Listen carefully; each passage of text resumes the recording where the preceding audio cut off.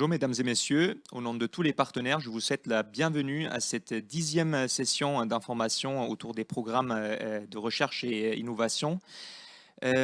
Cette session portera sur les coopérations interrégionales et les fonds structurels et sera animée par Marion Chauveau de la région Nouvelle-Aquitaine. Elle est chargée de mission Europe et politique de cohésion. Comme d'habitude, vous pourrez poser vos questions à travers le chat.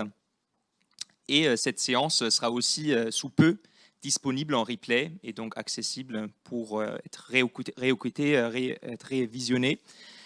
Et finalement, je rappelle que cette session se déroule aussi dans le respect du protocole sanitaire actuellement en vigueur.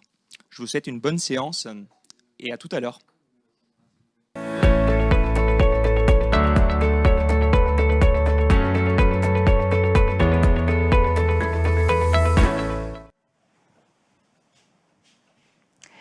Merci beaucoup Kylian. Bonjour et bienvenue à tous nos participants et à nos intervenants.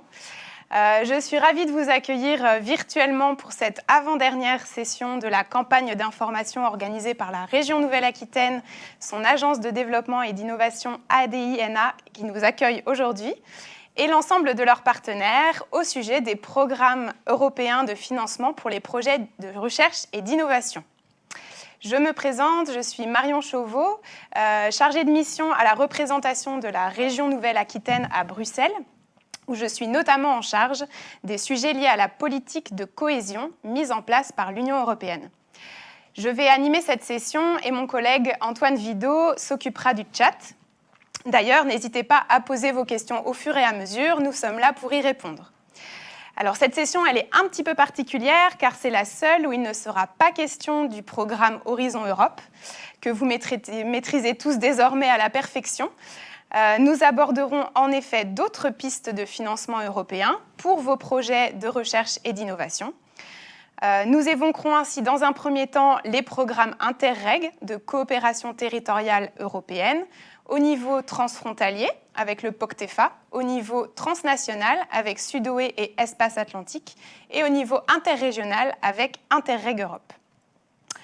Nous irons ensuite à la découverte du dernier né de la planète des financements européens pour l'innovation, j'ai nommé I3, qui signifie Investissements interrégionaux innovants. La particularité de ce nouveau dispositif est qu'il est géré en direct par la Commission européenne. Et enfin, nous nous pencherons également sur le prochain programme opérationnel de la Nouvelle-Aquitaine au titre du Fonds européen de développement régional, le FEDER, dont une très grande partie est dédiée aux projets locaux de recherche et d'innovation. Comme vous le savez, c'est le Conseil régional qui pilote la gestion de ces fonds. Alors, avant de donner la parole à nos intervenants, je voudrais attirer votre attention sur le fait que l'ensemble des instruments qui vont vous être présentés aujourd'hui sont moins avancés qu'Horizon Europe. Ils ont tous en commun d'être alimentés par le Fonds européen de développement régional, le FEDER, et de dépendre des règlements de la politique européenne de cohésion. Or, ceux-ci ont été publiés hier au journal officiel de l'UE. Donc voilà, ça n'empêche pas que les discussions ont démarré depuis plusieurs semaines, voire plusieurs mois sur ces programmes, mais donc on commence à en avoir une bonne idée. Mais gardez bien en tête qu'ils ne sont pas encore finalisés. Donc les informations qui vont vous être données aujourd'hui sont encore susceptibles d'évoluer jusqu'à l'adoption formelle par la Commission européenne des programmes opérationnels Interreg et régional ou du programme de travail dans le cas de l'I3. Donc sans plus tarder, je me tourne vers notre premier intervenant. Ludovic Larénie, bonjour. Bonjour. Alors, vous êtes le chef de service des coopérations européennes au pôle Europe et international de la région Nouvelle-Aquitaine. Vous et votre équipe animez les coopérations bilatérales entre la Nouvelle-Aquitaine et ses régions partenaires en Europe, que ce soit en Allemagne, en Espagne ou en Italie. Et vous êtes le point de contact de la région sur les programmes Interreg de coopération territoriale européenne.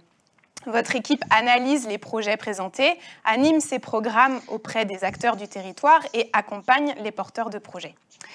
Alors, les acteurs néo-aquitains ont la chance de pouvoir accéder à 4 programmes Interreg différents.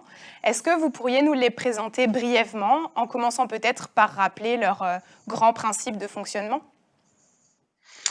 Oui, tout à fait. Donc, la région Nouvelle-Aquitaine a la chance d'être couverte par 4 de ces programmes.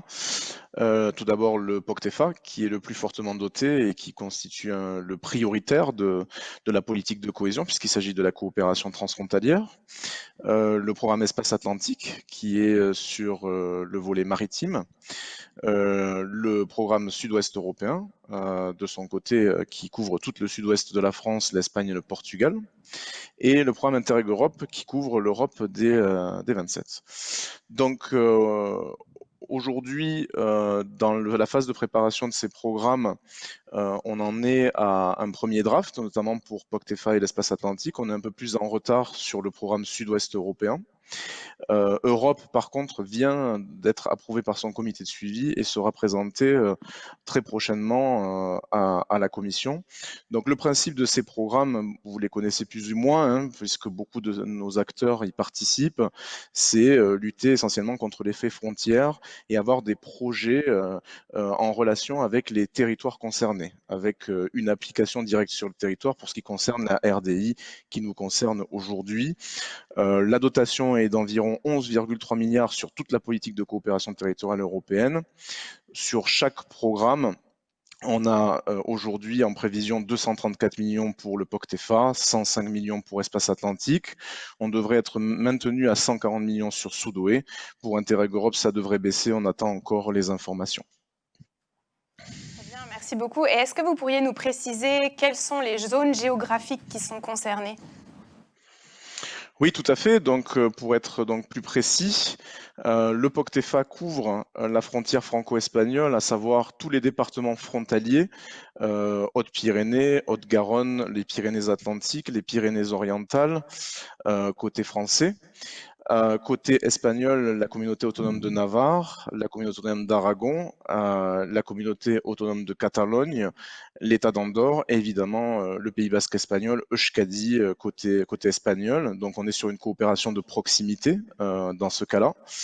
Pour ce qui est de Interreg Europe, ici à l'écran, vous le voyez, donc c'est l'intégralité des pays de l'Union européenne, comme l'indique la carte. Et enfin, pour ce qui est sud-ouest européen, donc on est sur une couverture géographique de toute l'Espagne, le Portugal et le sud-ouest de la France, région Rhône-Alpes-Auvergne, région Occitanie et région Nouvelle-Aquitaine, comme l'indique la carte à droite.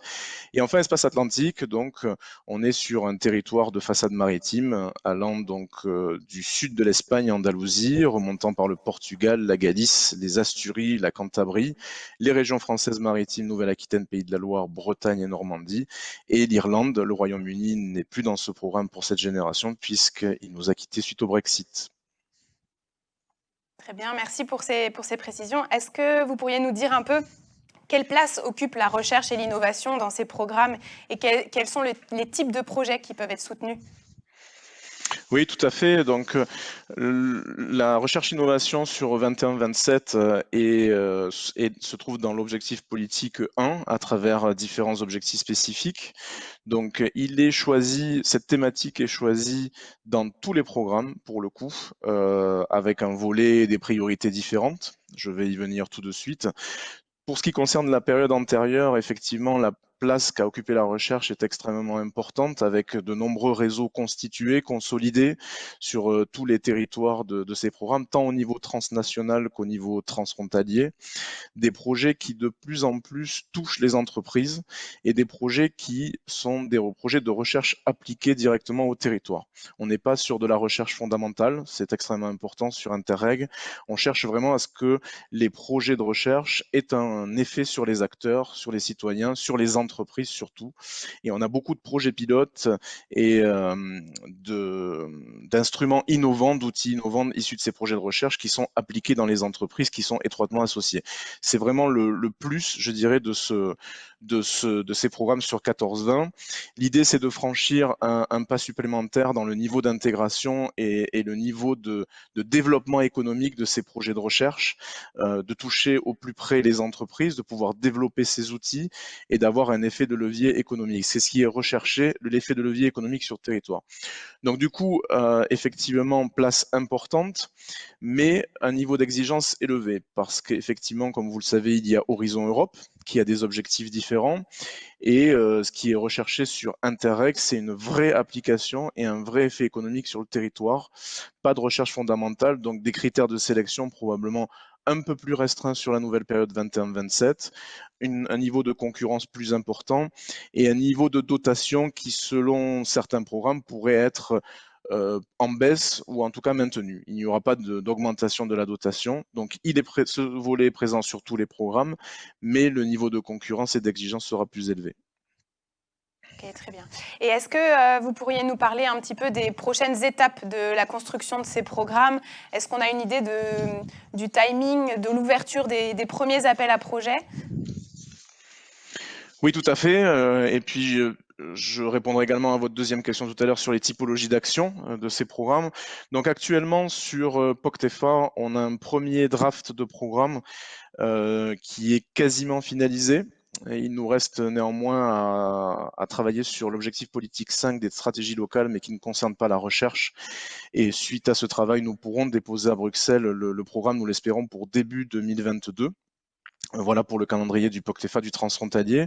Pour ce qui concerne le programme Espace Atlantique, nous avons aussi un premier jet de programme, mais il reste à faire l'évaluation stratégique environnementale, condition indispensable pour pouvoir l'approuver. L'idée est d'un dépôt à l'automne, tout comme Sud-Ouest européen, qui a plutôt rattrapé son retard, qui a démarré un petit peu plus tard, avec un dépôt qui devrait intervenir d'ici la fin de l'année. Europe est le plus en avance, puisque son comité de suivi vient de l'approuver. Pour ce qui est de la typologie d'action, hein, vous m'aviez interrogé tout à l'heure pour venir un peu plus dans le concret. Donc sur POCTEFA, on va rechercher essentiellement de la création et de la consolidation de réseaux, d'associations et de clusters transfrontaliers. Ça, c'est un des objectifs importants. On va travailler sur les synergies entre les stratégies de spécialisation intelligence et les S3 notamment. L'objectif S3 est présent sur le programme régional, mais en transfrontalier, on souhaite travailler sur les synergies entre les S3 des régions frontalières. On recherchera des actions qui construisent et renforcent les chaînes de valeur à l'échelle transfrontalière, aller au-delà de ce qui s'est fait sur 2014-2020 à ce niveau-là, en créant des plateformes d'innovation ou des écosystèmes dans les secteurs communs et les hautes technologies notamment. Également, on souhaite travailler sur la transformation et à la spécialisation des industries manufacturières dans la RDI. C'est aussi un des objectifs clés. Pour ce qui est espace atlantique, on aura un focus davantage sur le maritime, puisqu'on cherche une complémentarité entre ces programmes. Donc, sur Espace Atlantique, on va soutenir l'innovation dans les secteurs de l'économie bleue essentiellement, améliorer les capacités et la coopération, y compris la numérisation, pour faciliter les transferts de technologie et d'innovation, développer et appliquer de nouveaux matériaux pour les activités de cette économie bleue, renforcer les stratégies sectorielles de spécialisation intelligente appliquées à l'économie maritime.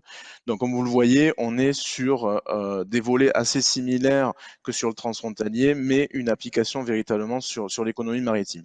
Et sur Sud-Ouest européen, même si le programme et le brouillon de programme n'est pas sorti, sur Sud-Ouest européen, on est sur des projets aussi de renforcement de réseaux de recherche, renforcement des réseaux existants et extension de ces réseaux, et surtout on recherche de la transférabilité des actions sur l'immensité du territoire sud-ouest européen. Donc beaucoup plus de concurrence sur ces projets-là, on va être beaucoup plus exigeant au niveau des effets sur le territoire et sur l'économie. Donc on reste sur ce volet-là dans ce programme, mais avec un niveau d'exigence, on va dire, plus élevé à venir. Sur Interreg Europe, c'est un peu l'exception. Les programmes Interreg sur 21-27 ont un nouvel objectif qui est une spécificité d'Interreg. Ça s'appelle l'objectif politique Interreg, l'objectif 6, qui vise à renforcer la coopération institutionnelle et de travailler sur les stratégies communes sur l'intégralité de l'espace européen. Donc sur Interreg Europe, la volonté dans cet objectif objectif politique ici, c'est de travailler sur toutes les thématiques, donc y compris la recherche-innovation, et donc d'échanger les bonnes pratiques de recherche entre les différentes institutions du programme au niveau d'une coopération plus administrative entre régions de l'Europe et pouvoir connaître un petit peu les bonnes pratiques dans les différentes régions européennes avec des partenariats bien sûr beaucoup plus larges à l'échelle de tous les pays de l'Union.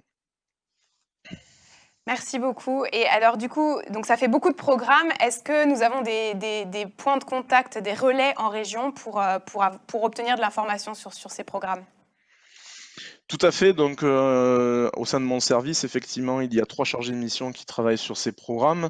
Donc, une chargée de mission sur le transfrontalier, qui suit le POCTEFA, un chargé de mission pardon, sur l'espace transfrontalier, l'espace atlantique, et une autre sur sud-ouest européen. Donc, 2 sont basés à Bordeaux, ceux qui sont sur le transfrontalier et l'espace maritime, logiquement, et la chargée de mission qui se charge du sud-ouest européen, Emmanuel Pallier, se trouve à Limoges. Donc, c'est Emmanuel Pallier à Limoges, Jérémy Amoros sur la coopération transfrontalière atlantique et Mayer Gorostiaga sur le transfrontalier, même si elle va bientôt nous quitter, mais elle sera aussi très prochainement remplacé sur son poste, sachant que aussi, si vous n'êtes pas en Nouvelle-Aquitaine, il y a des relais au sein de la région Occitanie aussi, l'autorité nationale du programme sud-ouest européen, et également dans toutes les régions françaises de la façade atlantique pour vos éventuels partenaires, et bien sûr en Espagne, l'État espagnol à Madrid, ou encore au Portugal, l'autorité de gestion à Porto de l'espace atlantique. Donc tous les territoires ont un point de relais contact dans leur région ou dans leur État membre. Merci beaucoup pour votre présentation. Donc, ça nous donne un bon aperçu de ces 4 programmes qui permettent donc aux acteurs de la recherche et de l'innovation de Nouvelle-Aquitaine de coopérer avec des partenaires européens à différentes échelles. Pour illustrer vos propos, je vais maintenant passer la parole à Cynthia Lamotte de l'Estia. Bonjour Cynthia Lamotte. Bonjour. Alors, vous travaillez Est-ce que vous m'entendez bien? Oui, on vous entend parfaitement. Oui. Bon, très bien. Vous travaillez donc pour l'Estia, l'École supérieure des technologies industrielles. Donc, il y a une école d'ingénieurs située à Bidart. Vous travaillez actuellement sur les transferts de technologies et sur de nombreux projets pour lesquels vous répondez à des appels à projets régionaux, nationaux et européens. Donc, l'Estia comprend un pôle de formation, un pôle recherche et un pôle d'aide à la création d'entreprises technologiques. Et l'école a une grande expérience des fonds européens, puisqu'elle est impliquée dans plusieurs projets Interreg et Horizon. Donc voilà, est-ce que vous pourriez nous faire part de cette expérience concrète des financements Interreg en particulier ? Oui, alors bon, on a une grande expérience, je ne sais pas, mais en tout cas, on gère à peu près 2 projets Interreg par an à l'Estia. Voilà. Ce qui veut dire qu'on en présente plus, puisqu'on n'obtient jamais évidemment tous les projets que l'on présente. Donc, en fait, ce qui se passe chaque année, sauf cette année, puisque c'était une année blanche en termes sur ces projets-là, on identifie les sujets sur lesquels on a envie de travailler à l'Estia, et puis on cherche des partenaires, si vous voulez, qui seraient en mesure de nous aider en apportant des compléments en termes de compétences sur les sujets que l'on a envie de pousser. Voilà, donc on procède de cette façon-là. Il faut savoir aussi qu'à partir du moment où les appels à projets sont rendus publics, l'Estia, on nous contacte aussi nous, c'est-à-dire que tous les projets sur lesquels nous nous positionnons ne sont pas nécessairement des projets auxquels nous sommes à l'origine. Ça marche vraiment dans les 2 sens. C'est ça qui est très chouette aussi, c'est que grâce à ces appels à projets, on se retrouve positionné sur des sujets et des problématiques auxquels on n'avait pas du tout pensé, par exemple. Donc c'est très riche. Alors comment ça se passe? Je voulais un peu expliquer. On va chercher des partenaires. Alors évidemment, année après année, il y a un certain nombre de partenaires dans notre écosystème avec lesquels on a l'habitude de travailler, avec lesquels on s'entend bien, et donc on a parfois tendance, un peu facilement peut-être, à les contacter eux. Mais on aime aussi aller au-delà et aller chercher des parties différentes de notre écosystème pour monter de projets. Et très très impatients de voir ces nouveaux appels à projets sortir pour pouvoir à la fois continuer de travailler avec les partenaires avec lesquels on aime bien travailler et puis en découvrir de nouveaux. Et quelle est selon vous la valeur ajoutée pour une école comme l'Estia de participer à des projets cofinancés par Interreg? Bon, il y en a plusieurs. L'un des avantages, c'est de se faire connaître de notre écosystème, c'est-à-dire que à partir du moment où vous vous positionnez sur des projets, où vous montez un projet, c'est intense. Donc vous êtes embarqué là sur plusieurs mois avec de futurs partenaires potentiels sur des projets.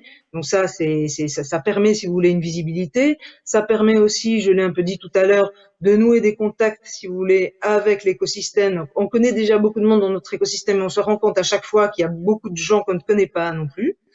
En fonction des programmes, en plus, on peut aller plus ou moins loin autour de notre territoire, et ça, c'est très très important aussi. Ça nous apporte des sources de financement. C'est important pour faire de la recherche, on en a besoin. Et comme je vous disais, ça nous apporte aussi une ouverture sur des sujets auxquels on n'aurait pas vraiment pensé de nous-mêmes à l'ESIA, c'est-à-dire qu'on a des partenaires qui viennent avec des problématiques qui sont différentes de celles auxquelles on avait pensé.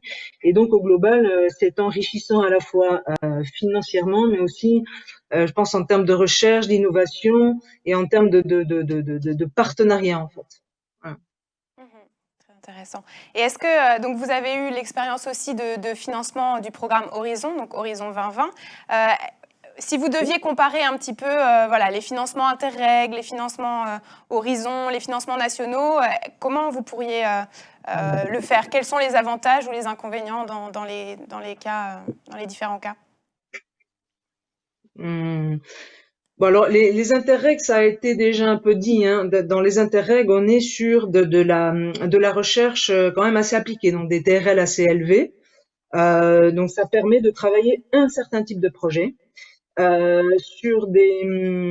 des financements qui sont moindres, des projets plus petits, plus faciles à gérer. Et avec notre écosystème, souvent avec des gens qu'on connaît ou qu'on ne connaît pas très bien, mais il y a cette proximité qui rend les choses souvent plus faciles lorsqu'il s'agit de se déplacer, même dans l'application des projets. Quand on sait que nos use cases sont en Espagne ou au Portugal, c'est quand même autre chose que de travailler avec des Slovènes ou avec... on adore, hein, travailler aussi avec des Slovènes ou avec des Turcs.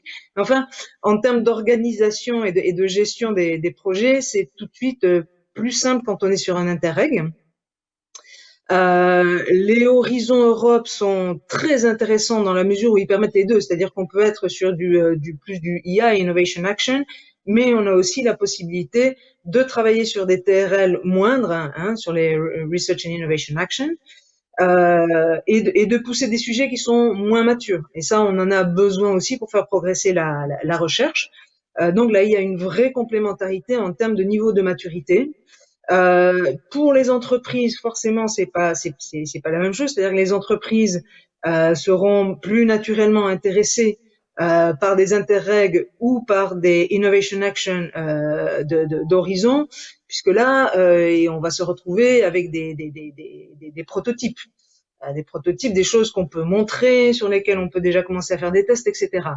Lorsqu'il s'agit de recherche amont, disons que les grands groupes peuvent être intéressés, mais voilà, dès qu'on passe à des tailles de ETI ou de PME, ce sont des sujets qui sont peut-être moins intéressants pour eux.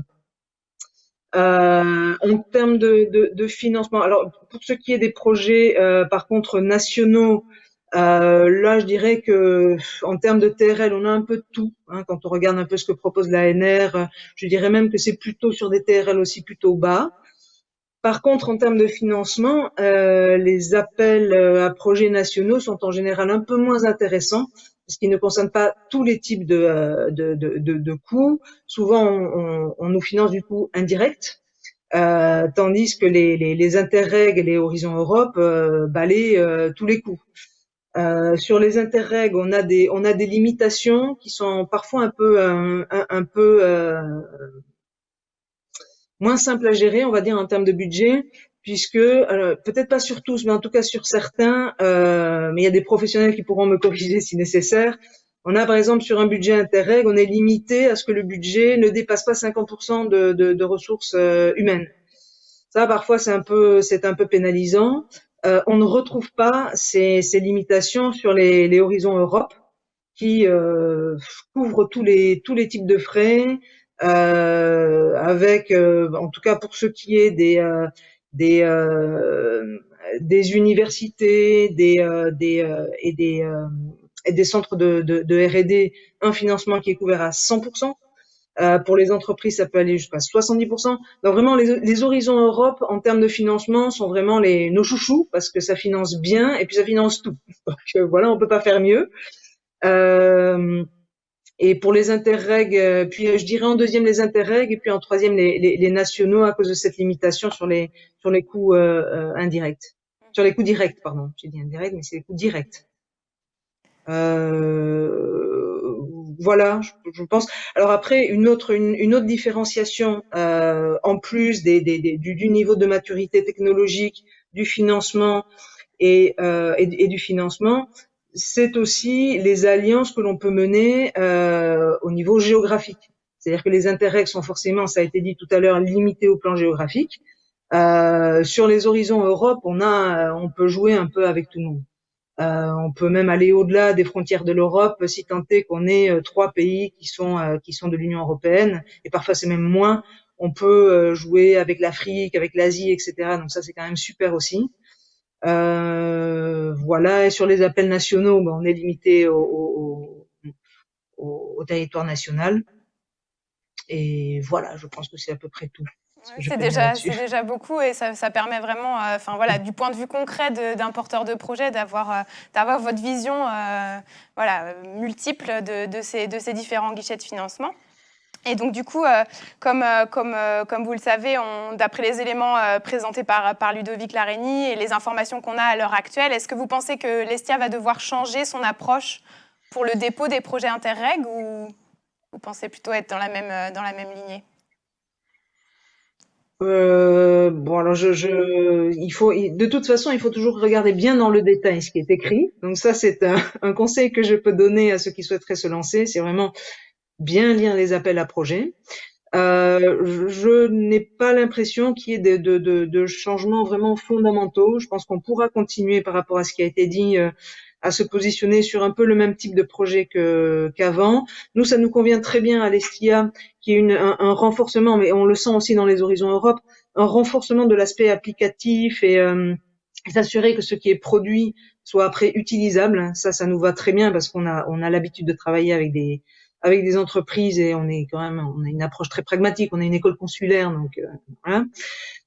Donc ça nous convient bien. Après, les aspects sur le développement durable, la durabilité de ce qui est proposé, etc. Bon, ça c'était déjà un peu le cas. Donc, je pense qu'il y a plutôt une continuité, le renforcement de certains aspects plutôt qu'une rupture, de ce que j'ai pu comprendre dans les futurs programmes. Oui, tout à fait. Je pense que Ludovic Lareny pourrait confirmer. Oui. Tout à fait. Donc effectivement, c'est ça. Hein, vous avez bien compris l'intervention et comment ça va évoluer. Moi, j'ai une question effectivement à vous poser. Vous positionnez à la fois sur le transfrontalier et sur le transnational. La question que j'ai envie de vous poser, est-ce que vous avez une préférence? Est-ce que en transfrontalier, vous n'êtes pas davantage sur des éléments concrets et qui touchent au territoire proche, tandis que sur le transnational, vous êtes peut-être plus sur de l'échange de bonnes pratiques? Est-ce que vous avez une préférence? Est-ce que la manière de travailler aussi est différente parce que peut-être que vos interlocuteurs espagnols proches, que vous pouvez voir plus régulièrement, physiquement, le lien est plus intéressant? Est-ce qu'il y a une différence entre les deux? Comment on travaille de l'un à l'autre et surtout, est-ce que vous avez une préférence? Alors je dirais que sur les Atlantic Area, où là on est vraiment dans du transnational, on se rapproche un peu de la manière de travailler que l'on peut avoir sur les horizons Europe. Voilà.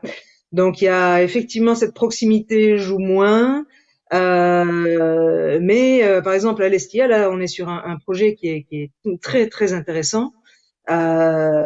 D'ailleurs, on est leader, on est à l'origine de l'idée. On est en train de développer des solutions qui permettent d'inspecter des champs d'éolien et de photovoltaïque par drone et de pouvoir également effectuer des réparations à distance. Donc c'est un gros projet et je pense, si vous voulez, que là la dimension transnationale est intéressante parce qu'on a avec nous des partenaires qui sont très très bons et qui viennent comme ça de pays différents, et donc ça c'est, je crois, très enrichissant. On est également sur un autre projet en ce moment même à l'Estia qui s'appelle Elsieur, où là on est sur du transfrontalier, c'est un POC-TEFA, et on travaille avec des hôpitaux à la fois du Guipuscoa et de Navarre et également de Nouvelle-Aquitaine pour à la fois les aider à réaliser un diagnostic sur leur pratique d'économie circulaire et leur permettre, une fois qu'on a fait ce diagnostic, de lancer des pistes et les mettre en contact avec des acteurs du territoire qui puissent les aider à franchir une étape supplémentaire pour aller vers davantage d'utilisation d'économie circulaire dans leur pratique. Donc là, forcément, c'est pas du tout la même chose. C'est pas du tout pareil. Déjà, c'est moins technologique.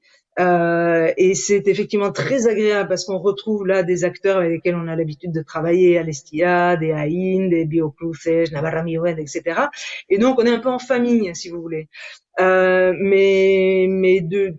je parle à mon nom, mais je pense que mes collègues seraient d'accord avec moi. Les deux sont complémentaires, vraiment essentiels. Les deux sont très intéressants et très enrichissants à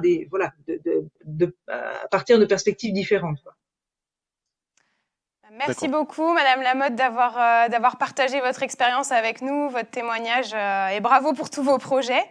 Je suis sûre que vous aurez suscité des vocations parmi nos auditeurs.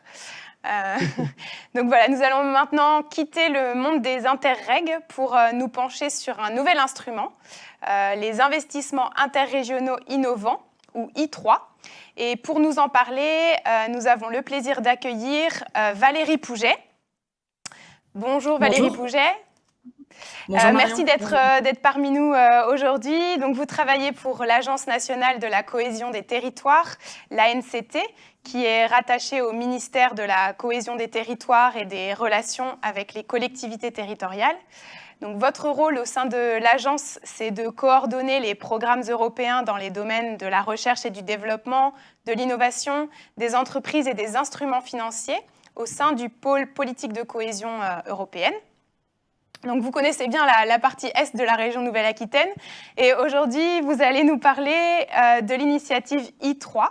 Donc, c'est une nouveauté de la période 2021-2027 qui s'inscrit dans le cadre du règlement Fonds européen de développement régional, le FEDER.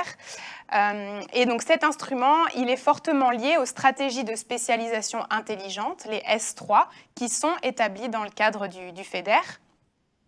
Alors, votre rôle à vous par rapport à l'I3, c'est notamment de représenter la France dans le groupe d'experts que la Commission européenne a créé pour la conseiller dans la mise en place de cet instrument. Et comme l'I3 est très récente, nous n'avons pas de recul sur son fonctionnement et ni de vision complète vraiment, mais pour autant, on a déjà quand même quelques informations qui pourraient intéresser de potentiels futurs porteurs de projets. Donc pour commencer, étant donné qu'il s'agit d'un nouveau dispositif, j'ai envie de vous demander si vous pourriez nous le décrire en quelques mots, voilà, s'il vous plaît.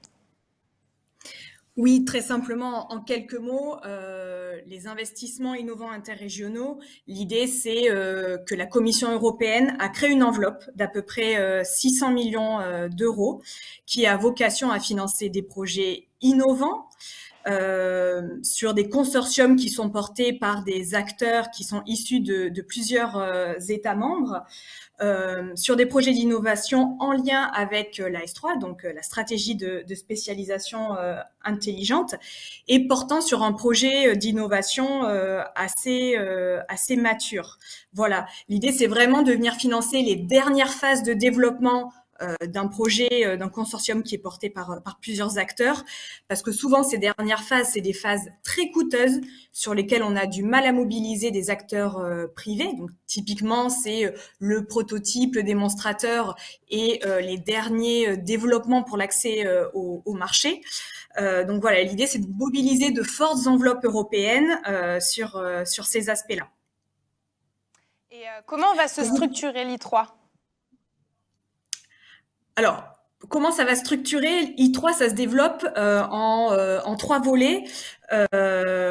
Grosso modo, il y a 3 volets qui vont intéresser finalement les porteurs de projets.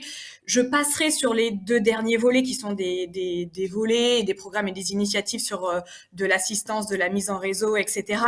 Mais voilà, l'enveloppe va être déployée par le biais d'appels à projets.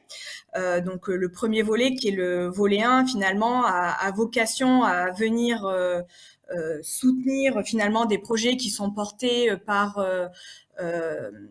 5 régions ou États membres différents qui porteraient voilà, des projets de maturité technologique de TRL 6 à 9.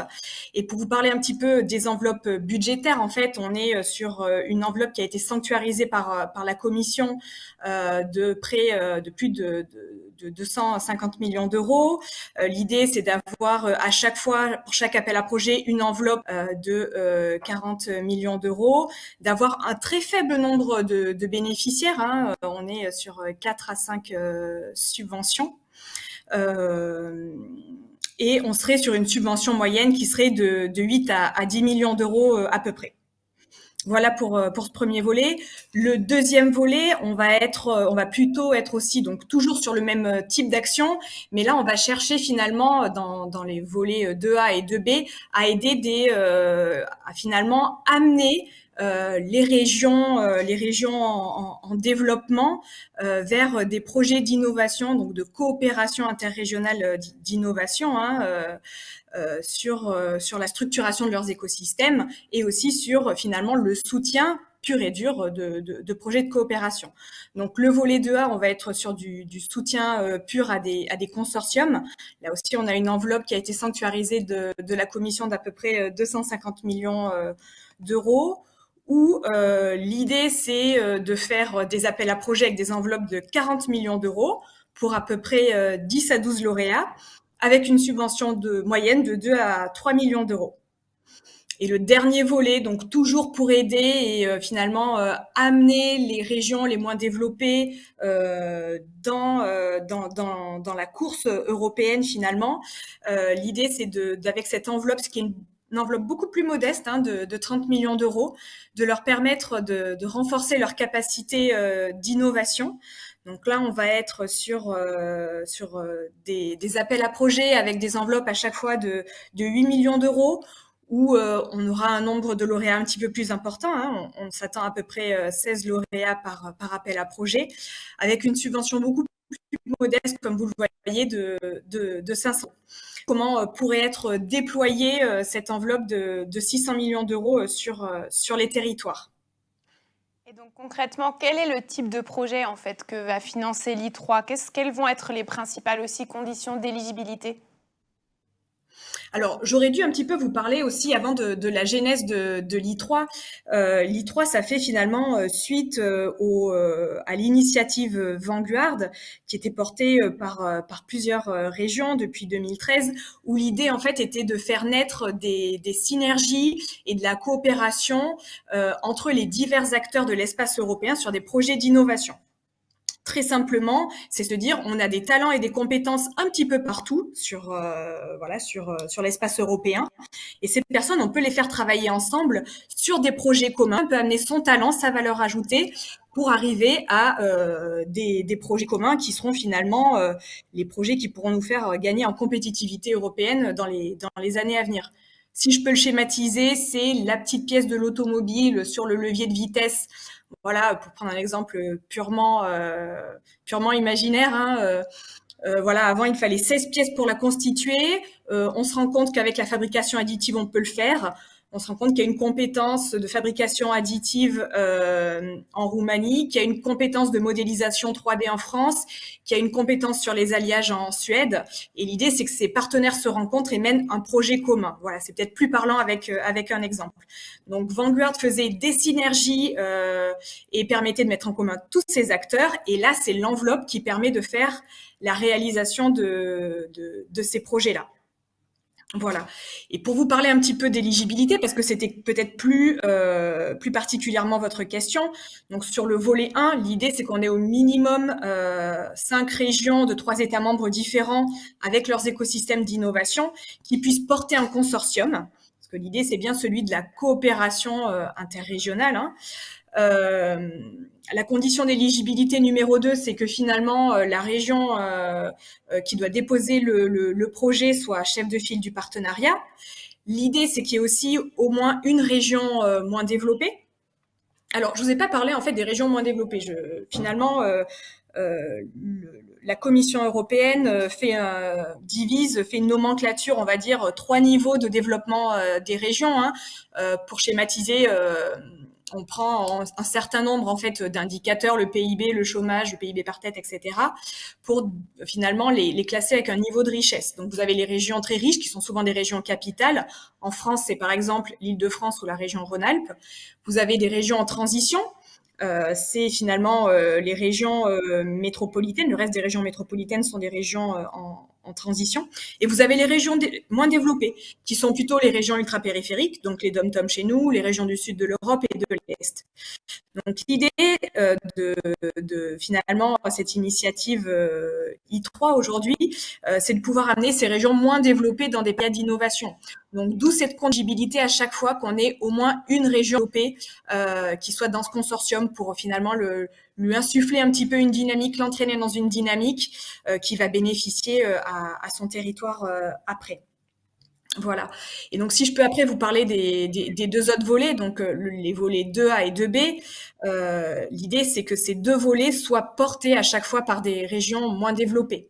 Mais à côté, il peut y avoir des régions plus développées, donc comme des acteurs qui sont sur des régions en transition, comme la Nouvelle-Aquitaine, voire des régions plus développées. Là, les conditions, elles sont un petit peu plus souples parce que pour ces différents appels à projets sur le volet 2, là où il y a un plus grand nombre de lauréats aussi, l'idée, c'est qu'il y a un minimum de 3 régions ou 3 pays États membres différents hein, qui puissent candidater dans ces appels à projets-là. Donc, il y a un petit peu plus de souplesse. Donc voilà, si je peux schématiser, on cherche finalement dans ce volet 1 à pouvoir entraîner les régions les moins développées et sur le volet 2, on cherche à ce que les régions moins développées soient leaders et qu'elles insufflent un petit peu une dynamique en ce sens-là sur leur territoire. Merci pour toutes ces explications. L'instrument aussi mentionne les chaînes de valeur en Europe. Et donc, je voulais vous demander si les appels seront fléchés sur une thématique particulière ou est-ce que ce seront les porteurs de projets qui seront libres de les choisir. Non, en effet, vous avez raison. L'idée, c'est que les futurs appels à projets, je pourrais vous parler un petit peu après des calendriers, mais l'idée des appels à projets, c'est que y ait finalement 3 thématiques phares qui soient portées hein, dans les années à venir. Il y a la transition verte, il y a la transition numérique et il y a la fabrication intelligente. Voilà finalement les trois cadres hein, à financer cette initiative-là. Et donc, vous proposiez de parler un peu du calendrier des appels à projets, puisque c'est sur appel à projets que cet instrument va être mis en œuvre. Oui, tout à fait. Donc là, comme vous l'avez très justement dit en propos introductif, on est vraiment au premier pas et au balbutiement finalement de ce programme. Mais la trajectoire, c'est que finalement sur le volet 1, on puisse avoir un appel à projet à octobre 2021. Et finalement une clôture à mi-novembre, hein, ce qui laissera un mois et demi aux candidats pour répondre. Et sur le deuxième volet, l'idée c'est d'avoir aussi un appel à projet en octobre, laisser un mois aux partenaires pour répondre. Et sur le volet 2B, hein, qui est plus le renforcement des capacités, ce sera plutôt sur le deuxième semestre 2022. On n'a pas encore de date. Et pour vous parler un petit peu d'écrémage et de savoir comment va être fait la sélection, parce que vous l'avez bien compris aujourd'hui, c'est quand même un dispositif qui est quand même assez élitiste, où il faut qu'on ait des partenaires qui soient déjà engagés sur des projets communs d'innovation. Du coup, la sélection, elle va se faire en 2 temps. L'idée, c'est d'avoir dans un premier temps un dossier d'une dizaine de pages de la part des candidats, puis après leur demander un petit peu plus de détails. Hein. Ce sera un dossier d'un peu plus d'une vingtaine de pages qui sera demandé. Et il y a 3 choses principales qui vont être étudiées par le gestionnaire. C'est finalement la pertinence. Est-ce qu'on rentre bien dans les thèmes? Est-ce qu'il y a une réelle innovation? Est-ce qu'il y a une nouveauté qui est apportée? Quelle sera l'adoption utilisateur final et quelle est la méthode mise en place? Voilà, donc ce qui en est de la pertinence. Le deuxième tamis et le deuxième filtre, c'est tout ce qui va être l'impact. L'impact en fait du projet et de l'innovation, finalement aussi l'impact dans les écosystèmes.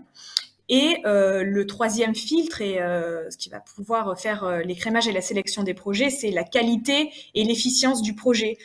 Donc la solidité du consortium, la crédibilité du leader, le plan de travail, voilà, et aussi d'autres choses sur la distribution des ressources, comment est organisé le consortium. Mais voilà un petit peu comment seraient sélectionnés les projets sur les investissements innovants interrégionaux. Merci. Et peut-être une dernière question. Donc, vous nous avez bien expliqué qu'il faudra trouver des partenaires dans plusieurs pays pour chacun des volets. Mais qui sont les acteurs qui seront associés dans ces projets? Alors l'idée et l'objectif de la commission quand elle pose en fait le cadre de l'initiative, c'est de rassembler dans ces projets-là les chercheurs, les entreprises, la société civile et les administrations publiques. Donc voilà finalement les parties prenantes qui peuvent être attendues à ce consortium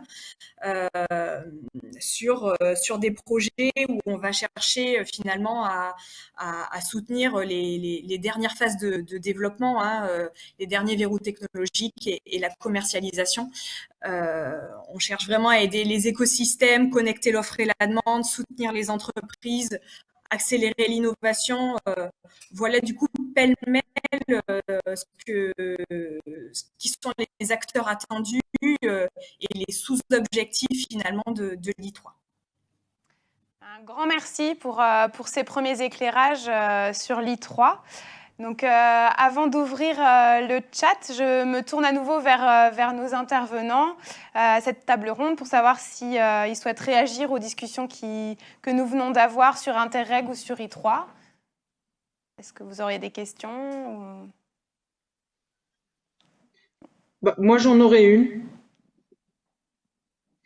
Concernant I3, qui sera le porteur de ces projets? Est-ce que ça sera les régions elles-mêmes avec les consortiums constitués, ou bien ce seront les acteurs du consortium? Enfin, il y aura un leader parmi les acteurs du consortium, comme on en connaît la pratique aujourd'hui. L'idée, c'est d'avoir un leader parmi le consortium qui soit pas forcément un acteur public, mais dont finalement la crédibilité est validée par son écosystème. Voilà, c'est pour le moment les orientations qu'on a de la commission. Aujourd'hui, ce que je vous présente, c'est les grandes lignes. Comme vous l'avez dit très justement tout à l'heure, il y a beaucoup de choses qui sont dans les appels à projets. C'est les écrits qui comptent et qui cadrent un petit peu les choses. Donc, je pense en octobre, quand les appels à projets seront lancés, il y aura un petit peu plus de renseignements sur le leader attendu. Mais voilà les orientations qu'on a aujourd'hui. Ça pourra être tout acteur très crédible, parce que finalement, ça va faire des conditions du dossier, la crédibilité du porteur. Donc voilà, faut un porteur de projet qui a la capacité aussi administrative quelque part de pouvoir gérer et redistribuer les sommes aux autres partenaires du consortium. Donc voilà finalement le faisceau d'indices qui pourrait vous permettre de déterminer qui pourrait être le leader. Merci. Merci à vous. Donc, je ne sais pas si nos participants ont posé des questions dans le chat. Marion, il y a quelques questions. Peut-être une demande de clarification sur les autorités de gestion Interreg, puisqu'on a mentionné les points de contact au conseil régional, mais une personne se demandait quelle était l'autorité de gestion et si le SGAR Occitanie allait quand même continuer son rôle d'autorité de gestion pour la zone Sud-Ouest. effectivement, on n'a pas eu le temps de l'évoquer.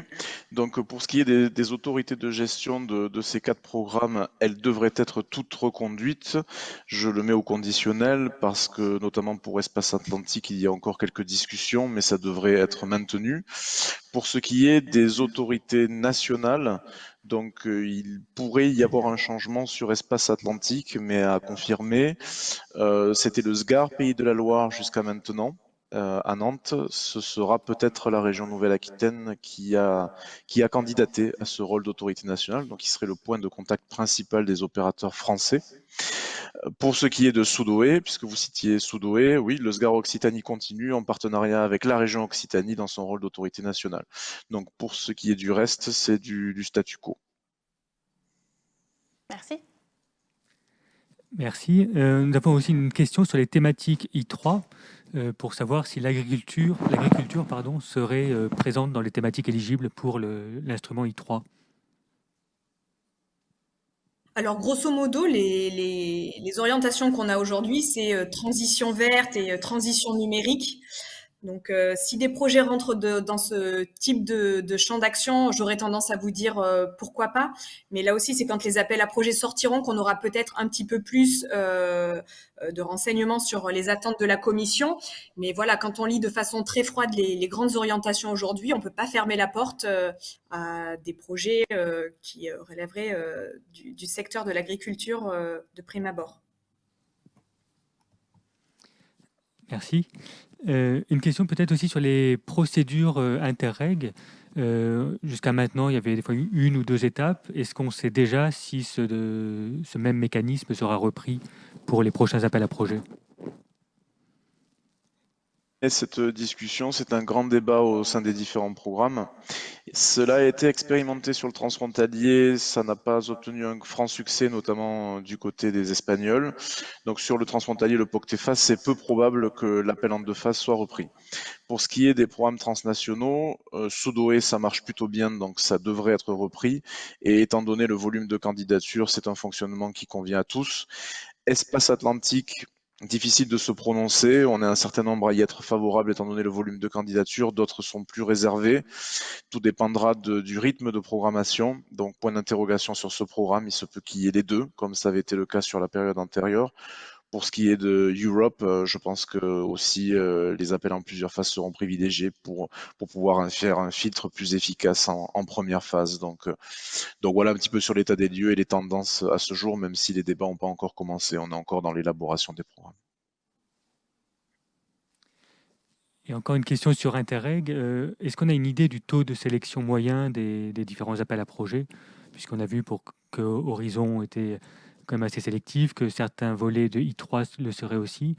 Est-ce que dans Interreg, on a une idée du taux moyen de sélection des projets ? Alors un taux moyen sur les 4 programmes serait pas forcément pertinent puisque c'est beaucoup plus concurrentiel, on va dire, sur les transnationaux puisqu'il y a moins de crédits que sur le transfrontalier. Je n'ai pas de chiffre exact en tête, même si je peux aller le chercher, mais bon, clairement sur la coopération transfrontalière et étant donné qu'il y a une liste d'attente aussi qui est constituée pour la programmation de projets qui resterait en dehors de la programmation au départ des différents appels à projets, on est sur un taux quand même relativement élevé, même si la concurrence sera plus rude parce qu'il y aura probablement un peu moins de fonds recherche sur la prochaine période. Sur les transnationaux, par contre, le taux est assez bas. Il faut vraiment avoir un très bon projet qui couvre la zone géographique avec une bonne complémentarité de partenariats, très compétent, très complémentaire et très innovant pour être lauréat. Donc sur Espace Atlantique, sachant qu'en plus il n'y aura plus le Royaume-Uni, on sera plus qu'à 105 millions d'euros de dotation, ça va être très concurrentiel. Sur Soudoé, je dirais statu quo, et sur POCTEFA, un peu plus de concurrence parce qu'il y aura moins de fonds, même si ça reste le moins concurrentiel de tous. Mais bon, je peux aller chercher des chiffres si cela vous intéresse, il n'y a pas de souci. Des chiffres exacts. Bon, merci. C'était juste pour avoir une première idée déjà. Et peut-être un dernier point, Madame Lamotte mentionnait tout à l'heure la limitation dans le budget d'un projet Interreg de 50% dédié aux ressources humaines. Du coup, est-ce qu'on a déjà la confirmation que ce sera le cas dans la prochaine programmation ou alors il faut attendre les textes des prochains appels à projets et des guides du programme ? question, effectivement, je voulais rebondir sur ce qu'a dit Madame Lamotte, parce que c'est un grand débat au sein des Interreg, et notamment sur le transfrontalier, cette limitation. Alors, effectivement, cette limitation des 50%, elle existe surtout pour d'autres projets autres que la recherche. Donc souvent, il y a quand même la possibilité, c'est notamment le cas sur POCTEFA, d'être au-delà de 50%, parce qu'on comprend bien que sur la RDI, on finance essentiellement de la matière grise. Donc il y a quand même une souplesse de cette règle des 50% qui existe, moyennant justification, pour les projets de RDI. Nous, alors cette discussion n'a pas été entamée, hein, bien évidemment, mais je pense que nous, on plaidera pour cette exception, parce que effectivement, c'est de la matière grise. Il est normal que vous ayez plus de 60% de matière grise sur un projet, plus de 50% de matière grise sur le projet de recherche. Donc, on plaidera toujours pour cette exception. C'est vrai que cette règle, elle est surtout créée pour d'autres typologies de projets autres que la RDI. Donc, il y aura la possibilité de dépasser les 50% moyennant justification. Je pense que la tendance, ce sera ça. Une dernière question vient d'arriver. Savoir si cette dimension interrégionale pouvait aussi correspondre à des projets Alsace-Aquitaine, par exemple. Ou alors, je pense notamment à Interreg Europe. Est-ce que des projets qui concerneraient 2 régions françaises seraient éligibles ? Oui, tout à fait. Alors, l'essentiel, c'est qu'il y ait un maximum de régions européennes, forcément. C'est ça le critère numéro 1, mais il peut y avoir un projet, effectivement, qui réunit plusieurs partenaires français. Ça, il y a pas de souci. Mais ce qui est surtout regardé, c'est la couverture géographique au niveau de toute l'Union européenne. De la même manière, hein, sur les transnationaux, la couverture géographique à l'échelle, par exemple, de l'espace atlantique, si vous n'avez qu'un partenaire en Espagne et en France, c'est un petit peu limité. Il faut au moins quand même 3 partenaires, Espagne, France, Portugal, par exemple. On vous en voudra pas si vous n'avez pas d'Irlandais, si le projet est de qualité, mais la couverture géographique est extrêmement importante sur les programmes transnationaux. Ce n'est pas le cas, par contre, sur le transfrontalier, hein. La coopération de proximité a toute sa place, et vous pouvez très bien avoir un partenaire basque à Irún et un partenaire néo-aquitain à Bayonne. Si le projet est de qualité, on est sur une coopération de proximité, il n'y a vraiment pas de souci. On ne valorise pas le projet qui couvre toute la frontière franco-espagnole. Le projet qui couvre un bassin de vie est tout à fait valorisé également s'il est de qualité. Merci beaucoup pour vos questions et de les avoir relayées, Antoine. Merci pour vos réponses. Donc voilà, je propose qu'on passe à la dernière partie de notre session pour évoquer le prochain programme opérationnel FEDER de la Nouvelle-Aquitaine. Bonjour Samuel Brossard. Bonjour Marion. Vous êtes directeur général adjoint Europe et International à la région Nouvelle-Aquitaine. Vous supervisez plusieurs services. Outre le bureau de Bruxelles, vous chapeautez la direction en charge de la gestion des fonds européens et celle de la coopération entre la Nouvelle-Aquitaine et d'autres régions en Europe, mais aussi dans le monde. Alors, nous venons de voir des dispositifs qui, comme la majeure partie du programme Horizon Europe, nécessitent une collaboration entre plusieurs partenaires de plusieurs pays et qui sont gérés par la Commission européenne ou des instances transnationales et dont les textes sont souvent en anglais. Nous allons maintenant voir un type d'instrument européen complètement différent. Donc, vous allez en effet nous présenter le prochain programme opérationnel, ou PO, de la Nouvelle-Aquitaine au titre du FEDER. Et plus particulièrement, la partie de ce futur programme qui va soutenir les projets de recherche et d'innovation. Donc, ces fonds FEDER, ils ont été attribués par l'Europe à la Nouvelle-Aquitaine, et c'est le Conseil régional qui gère officiellement ces crédits pour le compte de la Commission. Alors, le FEDER, c'est l'un des fonds européens dont la Commission délègue donc la gestion aux États membres, et il est dédié au développement régional, mais il en existe d'autres de fonds de ce type.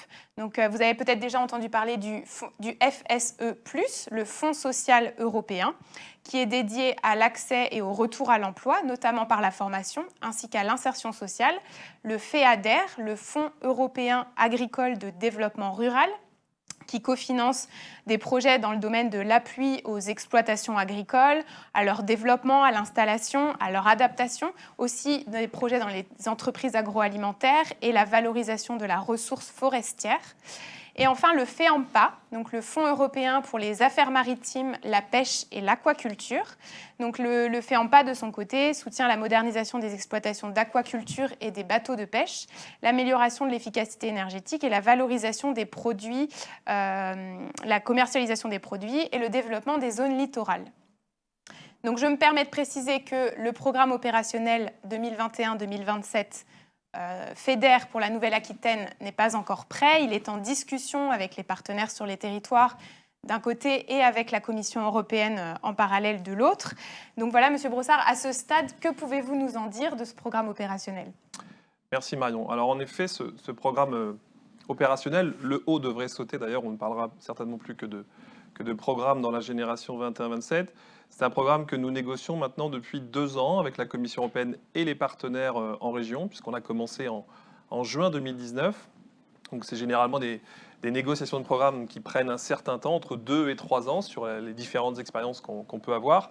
Et on est plutôt dans la dernière étape aujourd'hui, c'est-à-dire que en effet, on a commencé à travailler il y a 2 ans. On a remis, après avoir travaillé avec les partenaires, une première version qu'on a appelée version 0, il y a à peu près 1 an, en tout cas, qui a été travaillée et puis déposée auprès de la Commission en novembre 2020.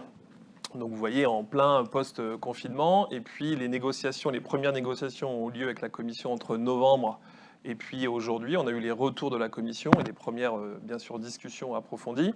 Et nous en sommes aujourd'hui à l'étape d'après, c'est-à-dire qu'on est en train de travailler et d'intégrer les remarques de la Commission. Et puis également, lorsqu'on n'est pas d'accord forcément avec ces remarques, on essaye bien sûr d'apporter des compléments, des argumentaires pour essayer de faire bouger quelques lignes. On en est à cette étape-là, sachant que bien entendu ce programme est chapeauté au niveau national par un autre document cadre qui s'appelle l'accord de partenariat, qui est piloté par l'ANCT et qui associe l'ensemble des régions et qui finalement est un document cadre qui ensuite permet aux différents programmes régionaux de s'inscrire dans cet accord de partenariat. Donc la véritable négociation, elle est d'abord au niveau de l'accord de partenariat, donc entre l'État français et la Commission européenne, et ensuite, bien sûr, à l'échelle régionale, entre les autorités de gestion régionales et la Commission européenne. Donc on estime aujourd'hui, au vu des échanges que nous avons, les choses ne sont pas encore stabilisées. On estime que l'accord de partenariat devrait être prêt à l'horizon de l'automne et transmis et soumis et notifié à la Commission officiellement à l'horizon de l'automne, ce qui nous laisse ensuite 3 mois à nous, autorités de gestion régionale, pour notifier nos projets de programmes FEDER et FSE+. Donc notifier peut-être d'ici la fin de l'année, c'est en tout cas ce qu'on vise d'ici la fin de l'année ou tout début de l'année 2022. Très bien. Je pense qu'on avait une autre illustration peut-être à montrer.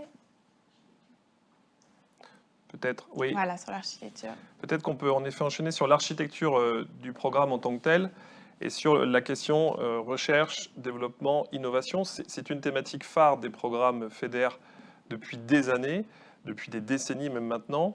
On est sur quelque chose de fond et qui toutes les générations se renforce, voire est maintenu, mais se renforce en tout cas dans le contenu.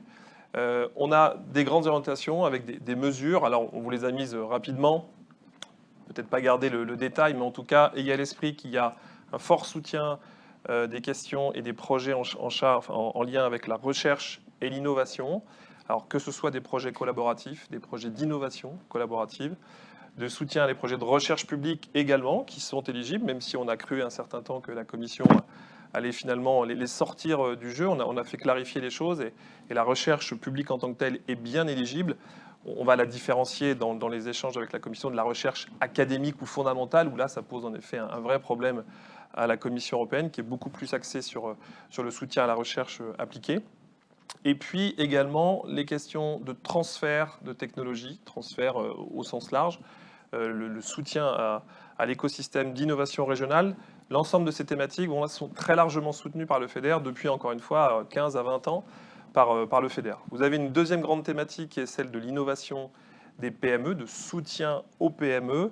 Et la question de la PME, on la verra tout à l'heure, est importante, de la définition de la PME, à la fois le sujet, bien sûr, petites entreprises et start-up, avec un accompagnement assez important depuis des années par le FEDER. Sur la question de la création d'entreprises à potentiel également, qui fait partie du spectre du FEDER, ou de l'innovation collaborative.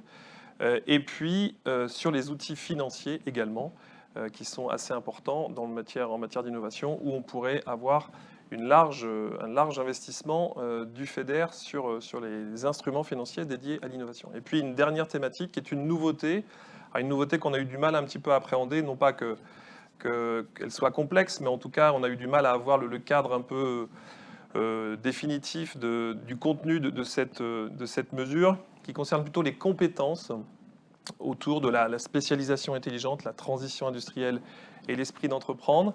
Et dans cette thématique, eh bien, nous avons décidé, après les échanges avec les partenaires, à la fois d'y intégrer la diffusion de la culture scientifique et de l'innovation. La question de l'entrepreneuriat étudiant aussi devrait se retrouver dans cet objectif. La transformation numérique de l'enseignement supérieur également, qui sera accompagnée au titre de cet objectif. Et puis le sujet du développement des compétences en lien avec les entreprises et en lien avec les besoins du territoire. Une nouvelle thématique un petit peu qui ressemble, il faut le dire, à ce que pouvait faire ou ce que peut faire le FSE, mais qui serait adapté au sujet recherche, innovation et PME. Donc voilà un peu l'architecture globale du soutien à ces thématiques-là pour la génération 21-27. Après avoir vu l'architecture, je pense que voilà, nous avions prévu de vous présenter quelques exemples de projets.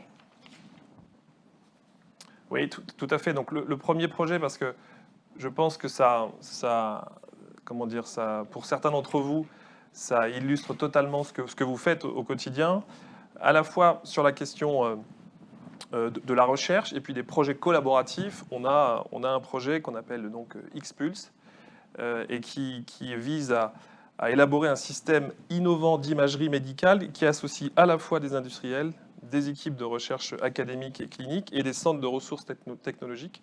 Et là, on est au cœur vraiment de ce que le FEDER sait faire, accompagner cette collaboration, l'ensemble des dépenses de ce projet pour avancer sur les questions, là, en l'occurrence, très importantes en matière de santé. Deuxième projet qui était un projet biophytos sur la question de la céramique, en effet, céramique pour le vin, où là, on aide l'innovation des entreprises, une entreprise et des acteurs qui conçoivent des contenants en céramique pour la vinification et la dégustation des vins. Donc là aussi, c'est très en lien avec nos centres de compétences et notre terroir, finalement, terroir d'innovation, j'entends, et de PME. Et puis, le dernier projet qui illustre également ce qu'on peut faire avec du FEDER, c'est le soutien à une technopole. Là aussi, c'est un volet important de ce qu'on peut faire avec le FEDER depuis des années. Et c'est le projet Atlantec sur La Rochelle, le projet Atlantec bas carbone, qui est assez connu des acteurs en région, qui a été largement soutenu par du FEDER sur les anciens programmes, et c'est d'ailleurs sur l'actuel également. Donc vous avez les différentes facettes à la fois de recherche collaborative, d'innovation de PME, ou donc en l'occurrence de technopole, qui peuvent être soutenues grâce au FEDER. Merci beaucoup pour ces éléments. Donc ça permet un peu d'y voir plus clair sur les priorités futures du FEDER en Nouvelle-Aquitaine. Je pense qu'on va se tourner vers le chat maintenant pour voir si nous avons des questions qui sont arrivées. Antoine, est-ce que nous avons des questions? Peut-être savoir déjà s'il y a encore des points qui ne sont pas tranchés dans l'élaboration du programme FEDER, du prochain programme FEDER. Quels sont les principaux points encore en négociation? Alors les principaux points en négociation, peut-être avant, ce qu'on a oublié de dire, c'est l'argent. L'argent, c'est important. Nous sommes en phase d'arbitrage budgétaire. Là, la nouvelle assemblée régionale et le président vont pouvoir arbitrer dans les prochaines semaines ces sujets liés à la maquette financière. Pour que tout le monde ait à l'esprit un peu les montants dont on parle aujourd'hui, on a sur 7 ans, de 2021 à 2027, 872 millions d'euros entre le FEDER et le FSE, 700 à peu près, entre 720 et 730 millions d'euros pour le FEDER. Et donc sur cette enveloppe FEDER, nous allons consacrer 42,5% de la maquette FEDER à la thématique recherche, développement, innovation, donc un peu plus de 300 millions d'euros. Il y a une concentration minimum des crédits qu'on doit réaliser et on doit mettre au moins 40% des crédits sur cette thématique. Donc on a souhaité bien sûr être au-dessus, puisque c'est vraiment une thématique chère à la région et à notre microcosme. On a souhaité être au-dessus de ces 40%, donc un peu plus de 300 millions d'euros sur les 7 années à venir, avec une autre thématique, on n'en a pas parlé, une autre thématique consacrée, une autre thématique principale consacrée à l'environnement également qui prendra également beaucoup de place puisque là aussi nous serons à 40% des crédits sur la thématique préservation de l'environnement. Peut-être les points qui sont en effet en cours de négociation et toujours un peu en suspens et sur lesquels on n'a pas trouvé d'accord, que ce soit au niveau national, dans le débat entre la Commission européenne et l'État français et dans la discussion qu'on a avec la Commission. C'est la question d'abord des grandes entreprises. On a une vision de la Commission assez resserrée, très resserrée du soutien du FEDER qui doit aller vers les PME. Je vous rappelle qu'une PME, c'est une entreprise de 1 à 250 salariés, ce qui finalement exclurait beaucoup d'entreprises, y compris ce qu'on appelle les entreprises de taille intermédiaire, les small and mid caps. Et ces entreprises, nous, compte tenu finalement du parterre de TI que nous avons en Nouvelle-Aquitaine, on souhaite vraiment, et dans la mesure où ça rentre, et ça peut rentrer dans le règlement qui a été adopté hier, on souhaite vraiment que ces entreprises de taille intermédiaire soient intégrées à notre programme. Donc c'est la négociation qu'on a. On a essayé de faire passer à la Commission des arguments. Donc, et puis le niveau national nous appuie également sur ce sujet. Mais c'est vraiment un point important puisque si on a cette vision un peu plus resserrée de l'éligibilité des grandes entreprises donc, qui est remise en cause, là ça pourrait être pour nos porteurs un point problématique. Et puis la question concernant la recherche, qui est celle du soutien aux infrastructures de recherche. Là aussi, on sent bien que la Commission souhaite un petit peu encadrer les choses. Donc, dans les discussions qu'on a eues avec elle, les infrastructures de recherche seraient éligibles dans la mesure où on arrive à démontrer finalement un lien fort entre les enjeux identifiés dans la S3, parce que la S3, là, du coup, s'applique pleinement et totalement, et puis avec ce qui existe en région, et également, finalement, en privilégiant les infrastructures de recherche avec les besoins des entreprises du territoire. Et ces différents éléments, finalement, arrivent à démontrer qu'on va certes soutenir des infras de recherche, mais parce qu'elles ont un lien direct, parce qu'elles ont un impact sur notre écosystème en région. C'est tout le débat du moment et qu'on essaie bien sûr de porter auprès de la Commission. Donc voilà un peu les grands sujets sur la question recherche, développement, innovation. Il y a quelques autres sujets sur les autres thématiques. Merci pour cette réponse. Il y a également une question pour savoir si des mesures cibleront spécifiquement les PME artisanales dans le programme FEDER. Et donc, peut-être, je me permets d'élargir la question et de savoir si il faut attendre la publication du programme définitif pour savoir quelles mesures seront prises en compte, ou si déjà on peut avoir une idée de manière plus précise des thématiques et des domaines d'éligibilité. Alors, en effet, le programme aujourd'hui ne spécifie pas à ce point les choses. Il faudra qu'on attende un petit peu la mise en œuvre réelle du programme. Mais rien aujourd'hui ne sort du cadre d'intervention du FEDER. Les entreprises artisanales, donc elles peuvent tout à fait prétendre aux différentes mesures dès lors qu'elles s'insèrent dans les objectifs qui sont définis. Mais il n'y a pas d'exclusion de ces entreprises. Merci. Il y avait également une question sur où trouver l'information finalement sur les appels. Alors la question mentionnait les interregs, les différents interregs, mais je pense qu'on peut aussi poser la question sur I3 et sur le FEDER. Est-ce que les intervenants peuvent nous dire rapidement où on trouve l'information à l'heure actuelle ou où trouvera-t-on l'information une fois que les programmes seront adoptés? Alors peut-être que je commence très rapidement avant de passer la parole aux collègues. Nous ne fonctionnons pas, ou très peu, en tout cas ça dépend, et ce n'est pas encore acté, par appel à projet. Il peut y en avoir bien entendu, mais on est plutôt sur un fil de l'eau et de temps en temps, selon les thématiques, selon les mesures, sur les programmes régionaux, avec des appels à projet. Donc le contact naturel, c'est bien sûr la direction concernée de la région qui fait ce premier appui, cette animation au regard des fonds européens, et ensuite bien sûr les différents services en charge de la gestion des programmes prendront le relais, mais c'est vraiment plutôt un fil de l'eau qu'un appel à projet concernant les programmes FEDER et FSE. Alors, sur les autres programmes, est-ce que sur les Interreg, on peut savoir un peu où est-ce que sera publiée l'information?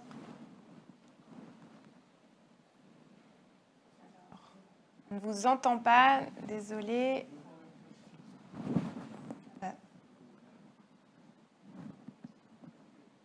Ça va se régler. Est-ce que votre micro est coupé ou est-ce que peut-être on peut passer la parole en attendant à Valérie? Du coup, je voilà. sur les interrégionaux innovants.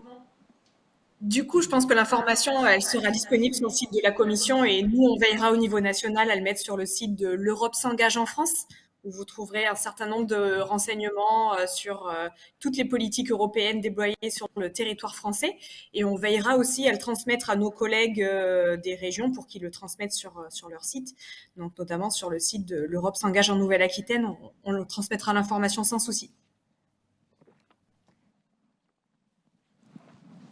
Merci. Et oui, donc pour le programme aussi opérationnel FEDER, donc il y a un site internet qui s'appelle l'Europe en Nouvelle-Aquitaine où il y a déjà pas mal d'informations sur tous les travaux de concertation qui ont été menés, les différentes réunions, les versions du programme opérationnel qui sont disponibles. Donc n'hésitez pas à le consulter europe-en-nouvelle-aquitaine.eu. Je ne sais pas si nous avons retrouvé Ludovic Larénie pour les Interreg. Non, ça ne fonctionne pas. Bon, on va passer à la question d'après, alors, s'il y en a Juste une. un petit rappel pour vous dire que tous ces liens vous seront transmis dans un document récapitulatif après la session. Un intervenant aussi a entendu parler de REACT-EU et voulait savoir quelle était l'articulation avec le programme FEDER passé ou à venir. Alors REACT-EU, c'est le plan de relance au niveau de la politique de cohésion, donc au niveau du FEDER et du FSE. REACT-EU est un programme qui vient d'être adopté, le REACT-EU Nouvelle-Aquitaine, qui vient d'être adopté par la Commission européenne et qui attribue, en l'occurrence à Nouvelle-Aquitaine, un peu plus de 211 millions d'euros pour la période 2021 à 2023. Donc on est vraiment sur un complément d'argent qui arrive sur des thématiques dont la recherche fait partie, bien entendu, et qui a vocation à accompagner la relance et à préparer finalement le futur. Donc là, on est vraiment sur un sujet plan de relance européen appliqué à la politique de cohésion. Donc là, si vous avez des demandes de compléments, des renseignements, donc vous pouvez à la fois contacter soit la direction ressources de la région en charge de la recherche ou des thématiques qui vous concernent, soit bien sûr aller directement sur le site internet de la région Europe en Nouvelle-Aquitaine.eu ou nous contacter directement pour qu'on vous apporte les différents éléments. Le programme démarre dès cette semaine puisque nous avons ouvert la plateforme de dépôt des dossiers pour REACT-EU depuis lundi et donc nous sommes opérationnels aujourd'hui pour, dans les 2 prochaines années, instruire ces dossiers et utiliser ces crédits liés au plan de relance. Et sur les règles de fonctionnement, est-ce que ce sont des règles similaires à ce qu'on connaît avec le FEDER 2014-2020 Oui, ce sont des règles similaires puisque c'est vraiment un ajout de crédits complémentaires au programme que nous connaissions aujourd'hui 2014-2020, donc qui vont jusqu'en 2023. Et donc on est sur le même fonctionnement que le FEDER classique. On a des petits avantages comme le fait de pouvoir cofinancer, enfin financer tout court jusqu'à 100% des projets. Alors peut-être qu'ils ne seront pas tous financés jusqu'à 100%, parce qu'on a des règles parfois nationales ou des règles en matière d'aide d'État qui nous imposent quelques règles, mais on pourrait aller bien au-delà des financements que nous connaissons, des taux que nous connaissons aujourd'hui. Donc ça, c'est un véritable intérêt pour ces crédits-là. Merci. C'est bon. Ah oui. Oui, pardon. Si vous voulez, je réponds à la question. Oui. Donc, en ce qui concerne les appels à projets Interreg, donc effectivement, la publication des appels à projets se fait sur les sites des programmes. Donc, il faut vraiment surveiller les sites des programmes. Et vous avez également les appels à projets publiés à la fois sur les sites des régions partenaires, donc sur toute la façade maritime atlantique, sur le sud-ouest européen, donc les sites des administrations régionales publient aussi ces appels à projets. Et pour ce qui est du transfrontalier, également les sites des départements frontaliers en France. Voilà, et également sur les NCT, cette information y figure régulièrement. Voilà. Merci. Merci. Il y avait également une question dans le chat sur I3, donc je suppose qu'elle s'adresse plutôt à Madame Pouget, pour savoir si les porteurs de projets devront s'inscrire dans un des domaines prioritaires des stratégies régionales d'innovation, les fameuses S3. Oui, la S3, c'est vraiment quelque chose de prépondérant en fait dans cette enveloppe de la Commission et dans l'éligibilité des projets. Vraiment, c'est dans l'ADN de l'objectif que les projets qui soient proposés et soutenus soient dans des domaines de spécialisation intelligente des territoires. Très bien, ben, merci beaucoup. Merci beaucoup. Je crois que nous n'avons plus d'autres questions dans le chat. Donc voilà, ben, nous arrivons donc au terme de cette session. Merci aux participants, merci à nos intervenants pour les précieuses informations dont ils nous ont fait part aujourd'hui. Merci au groupe qui nous a aussi aidés à préparer cette réunion et à tous les partenaires de la campagne d'information. Donc, il y avait les pôles de compétitivité, les établissements d'enseignement supérieur, les organismes de recherche et le Centre régional d'information jeunesse Nouvelle-Aquitaine. Donc, comme évoqué en introduction et tout au long de cette session, je vous invite tous à rester attentifs aux informations qui vont être diffusées dans les mois à venir, puisque les programmes de financement que nous vous avons présentés seront définitivement adoptés. Et en attendant, nous restons donc à disposition si vous avez besoin. Comme nous l'évoquions tout à l'heure, nous vous transmettrons un document récapitulatif avec nos coordonnées ainsi que celles des référents Europe des différents partenaires de cette campagne, plus certains sites internet que nous avons aussi évoqués, afin que vous puissiez nous contacter pour tout complément d'information. Voilà, donc avant de laisser la parole à Kylian, qui va vous annoncer la prochaine session, je vous souhaite à tous une très bonne fin de journée et je vous dis à bientôt.